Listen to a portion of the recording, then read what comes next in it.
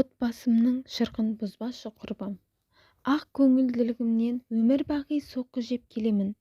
Ата-әженің қолында өскен қыз едім. Бойыма сіңген тәрбием болар, адамдардан жамандық көрмей, ылғи жақсы қасиет іздеп тұрамын. Аядай ғана ауыл болған соң өзіммен қатар өскен барлық көрші-қоланың қыздарымен жақсы араластым. Белгілі оқу орнында білім алдым. Мамандығым эколог. Сол оқу орнында Сарыөзектен бір қыз оқыды. Екеуміз бір бөлмеде тұрдық, бір нанды тең бөліп жедік. Талай рет басына қиындық туған шақта қасынан табылдым. Қуанышын бірге бөлістім, мұңын бірге көтердім. Оны құрбы емес, туған сіңірімдей көрдім. Бір нанды бөліп беретін жомарттығымды кей пасық адамдар өз ыңғайына пайдаланып кетеді екен. Мен тұрмысқа шыққалы 6 жылдан асты. Жолдасым Арман екеуміздің арамызда бір ғана арман бар еді. Ол шаңырағымызда сәбидің күлкісі естілсе екен деген тілек. Әзірге бұл арманымыз орындалмады. Ал құрбымның өмірі біздігінен бөлек еді. Кейде келіп кетіп жүретін, әңгімелесіп өткен күндерде еске алатынбыз. Бірақ бір күні түнерге жерім жоқ, бірақ түн қонайыншы деп өтінді. Мен бірден келістім. Арман аға алғашында қабағын шытып, бір түнге ғана ма деді. Иә Арман, құрбым ғой, қиналып тұр екен дедім. Сол бір түн 6,5 айға созылатынын ол кезде қайдан білейін. Алғашқы күндері бәрі қалыпты еді. Құрбым маған көмектесетін, екеуміз бірге шай ішіп ұзақ сөйлесетінбіз. Кейін біртіндеп оның мінезі өзгерді. Үйдің тірлігіне араласпайтын болды. Көбіне ұйықтап жатады. Бірақ Арман жұмыстан келетін кезде бірден өзгеріп шыға келеді. Арман, шаршаған шығарсың, жуынып кел, тамағың дайын деп алдынан күліп шығатын. Мен сырттай қарап тұрып, ішімнен бір түрлі сезімге берілетінмін. Бір күні екеуінің тым жақын сөйлесіп отырғанын байқап қалдым.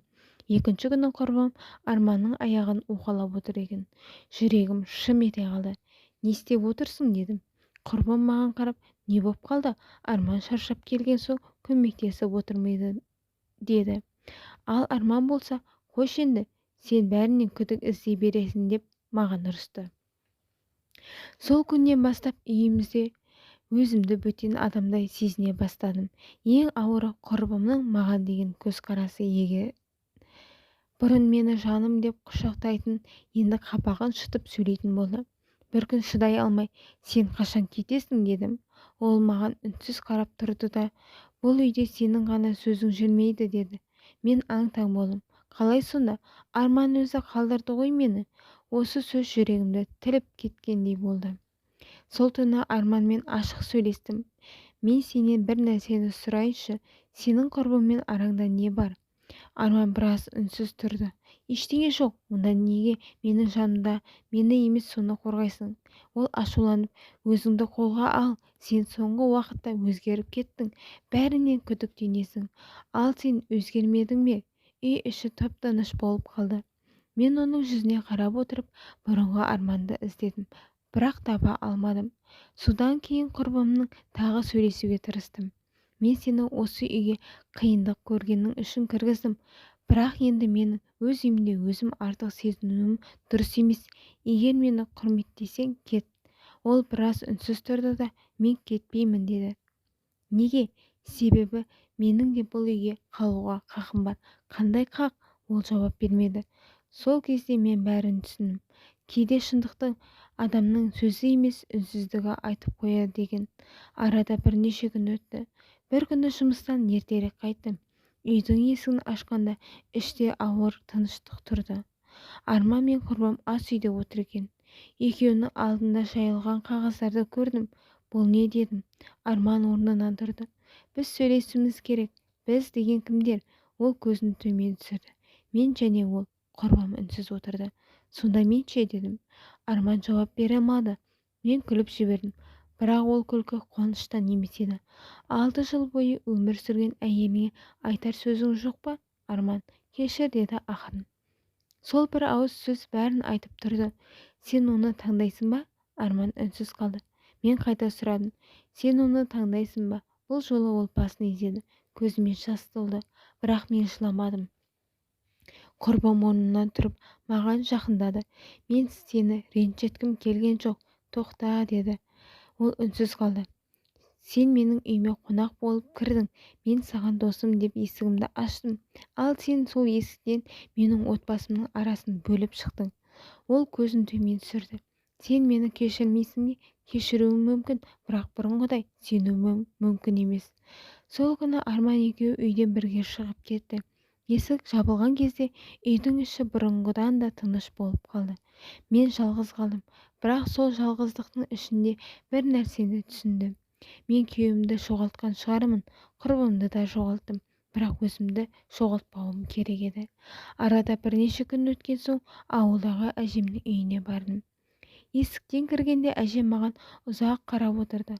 Қызым, не болды? Мен шыдай алмай жылап жібердім. Әжем басымнан сипап, адамның шын бағасын жоғалтқанда емес, қиналғанда білесің. Саған кімнің кеткені емес, сенің кім болып қалғаның маңызды деді. Сол сөз менің өмірімді өзгертті. Бір кездері мен отбасым болса болды деп ойлайтынмын. Енді түсіндім. Отбасы деген бір үйде тұру ғана емес, ол сенім, ол құрмет, ол адалдық. Ал сенім жоғалған жерде шаңырақтың қабырғасы бүтін болғанмен оның ішінде жылу қалмайды. Арман кейін бірнеше рет хабарласты. Қайта қосылайық деді. Бірақ мен бұл жолы кешір Арман, мен сенімен бірге өмір сүрген әйел болдым. Бірақ енді өзімді қайтадан жоғалтқым келмейді дедім. Ал құрбыммен жолымыз қайта түйіспеді. Кейде өткенді ойласам, бір ғана нәрсе жаныңды ауыртады. Мен оған бір нанды бөліп бердім, қиналғанда жанына табылдым. Өз үйімнің есігін аштым, ал ол менің есігімнен кіріп, өмірімдегі ең қымбат нәрсені алып кетті. Бірақ уақыт өте келе мен бір шындықты түсіндім. Біреудің опасыздығы сенің ақ көңіліңді болғаныңды қате етпейді. Мен де әлі адамдардан жақсылық іздеймін. Тек енді жүрегімнің есігін кімге ашатынымды жақсырақ білемін. Өйткені кейде бөтен адамнан келген соққыға қарағанда құрбым деп жүрген адамның жасағаны әлдеқайда ауыр тиеді екен. Ал менің ішімде әлі бір ғана сөз қалып қойды. Отбасымның шырқын бұзбашы құрбым. Бірақ ол сөз енді оған емес, оны өткен өміріме айтып қоямын. Мен сенімен бірге сол өткенде қалмаймын.